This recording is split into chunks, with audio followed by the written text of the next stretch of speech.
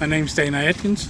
I'm a Chickahominy tribal citizen and the tribe's environmental director since 2019. So, my name is Sarah Jefferson, and I'm a member of the Chickahominy Indian tribe, and I'm also a student here at Mason studying psychology, and I'm also a team member of the STIP project going on down here in Charles City.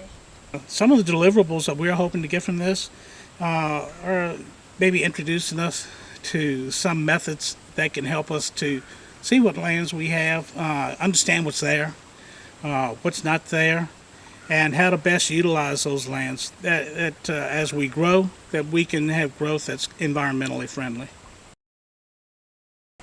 To me, sovereignty means kind of taking back what was already ours, if that makes sense. Being that we were one of the first tribes to have direct contact with the colonizers back in 1607, so much of our culture was lost, and we weren't able to get all of that back.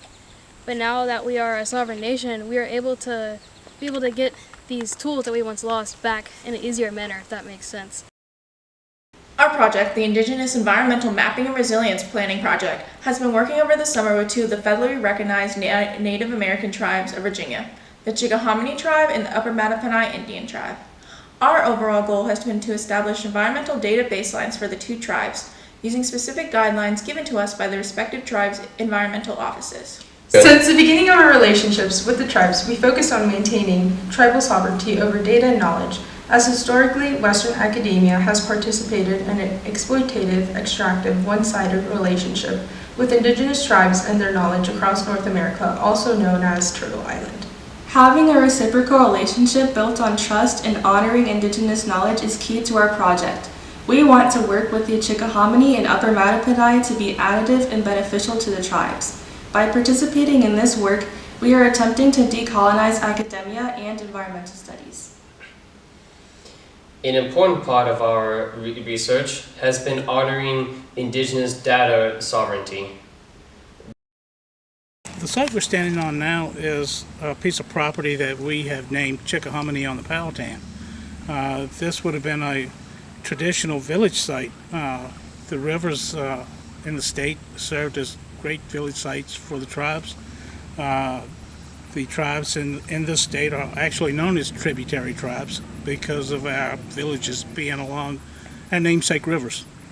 This particular river would have been called the Powhatan River pre-contact. Post-contact, it was renamed the James River. Indigenous and settler scholars Eve Tuck and Kay Wayne Yang explore how the metaphorization of the term decolonization has strayed the operational form of the word away from the objectives of Indigenous rights and sovereignty. This metaphorization may look like conflating decolonization with other social justice movements. The metaphorization may also manifest in settler moves to innocence or methods of alleviating settler guilt from indigenous erasure and forced assimilation. This is achieved by creating distance from the settler to the system of settler colonialism without actually absolving themselves of oppressive power or returning stolen land. Rather than falling into these inappropriate comparisons or settler moves to innocence, it's important that we recognize decolonization as a distinct project on the repatriation of indigenous land and lifeways. For our project, that means challenging the structures of settler society by supporting indigenous environmental stewardship and ensuring indigenous sovereignty over data and, crucially, guiding our work with the stated goals and values of the respective tribes with which we're working. Over the summer, we've been working closely with Dana Atkins, the Tribal Environmental Director of the Chickahominy. He's been working on establishing community gardens for the tribe to ensure healthy living for tribal citizens. With Dana, we've been working on establishing food sovereignty for the tribe through these community gardens, as well as creating a curriculum on how to teach food sovereignty and the issues of food deserts and accessibility. Food sovereignty is the right for peoples, especially Native peoples, to have access to healthy, environmentally sound traditional food. This includes both the ability to cultivate, harvest, and consume those food wastes. Food sovereignty does not listen to market demands, but instead focuses on the need of the people of their respective culture. Food sovereignty is being used across Turtle Island and worldwide to combat food deserts. Food deserts are when an area has a rate of poverty exceeding 20%, with rural folks being unable to access a large grocery store within 10 miles of their home. The area in which the majority of the Chickahominy people live in is considered a food desert. The community garden and eventual future gardens established by Dana will help combat the lack of access to healthy in-season food. One of the ways our team has worked on the community gardens is through research at George Mason University's own community gardens, maintained by the Office of Sustainability. Guided by Donnie Nolan, the Sustainability Program Manager for the Gardens and Greenhouse, we gained insight and ideas to present to Dana on working on the garden to best benefit the citizens of the Chickahominy Nation. We received a grant from the EPA this year to start a community garden.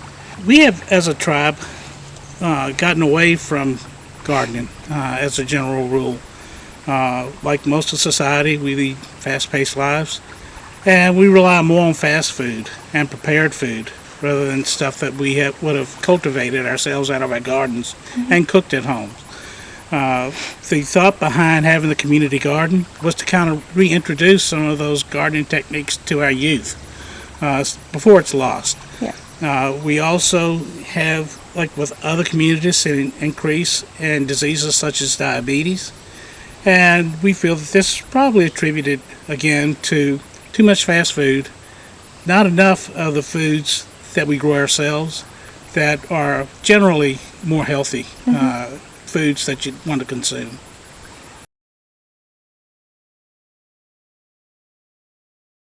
For the Chickahominy, we also collected data on the wildlife of the lands that they currently have regained ownership for. The two lands being the Chickahominy on the Powhatan, also known as the James River, and the Mammonahunt on the Chickahominy rivers, which both were recently reacquired through a purchase done by the Chickahominy. We have participated in a bird survey led by Dr. Wood, in which we collect data on birds, other animals, insects, and the flora growing on the Chickahominy property.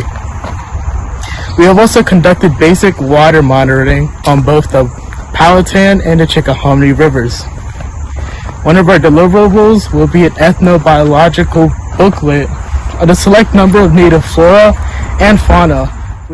The Chickahominy tribe of Charles City, Virginia, and Food Sovereignty and wildlife data collection is only part of what we've been doing this summer.